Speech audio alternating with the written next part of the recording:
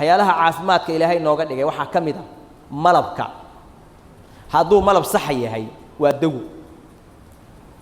إلهي سبحانه وتعالى بين الشيء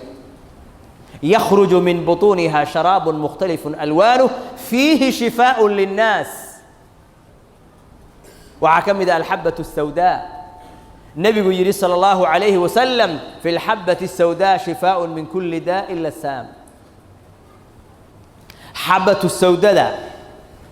عذر أن ندوي أطهي جيريدا مركا laga reebo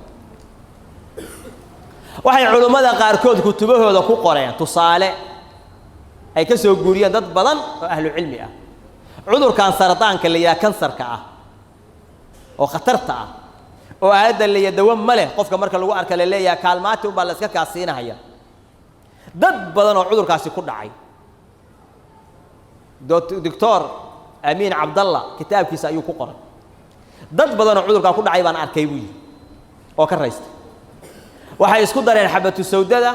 iyo malabka xoogaa kale geedana waa ku dardareen ilaahay ba u tala saartay waana iska isticmaaleen cudurradii dhaqaatiirtu ay yiraahdeen wax dawa ma leh ayagoo ka raystay oo badan baan arkay buu wuxuu yiri sheekha laftigiisu kacbada ragga maamula xaramka su'aalo aan weydiiyay waxa ka mid ahaa ka warrama dad jiran oo laga qoostay dawadooda oo yimid xaramka oo ilaahay ku caafiyo ma aragteen tirsi ma laha yiraahdeen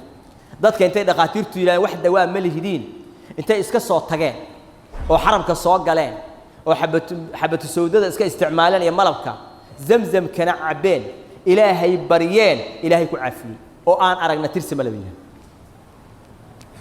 markii dhaqaatiirtii laga soo qoostay baa masjidka ilaahay la iska yimid ilaahay baa la toogay subxaanahu wa ta'ala waxa kamida biyaha zamzamka wixii loo cabaana lagu helaa wuxuuna ahaa Abdullah ibn Abbas wuxuu ku ducaysan jiray Allahumma inni as'aluka markuu cabahayo Allahumma inni as'aluka ilman nafi'an wa rizqan wasi'an wa shifaa'an min kulli da ilaahu ilmi wasi' ilmi nafi'a iyo rizqi wasi'a iyo caafimaad cudur oo dhan aan kaga raysto ayaan ku weydiistay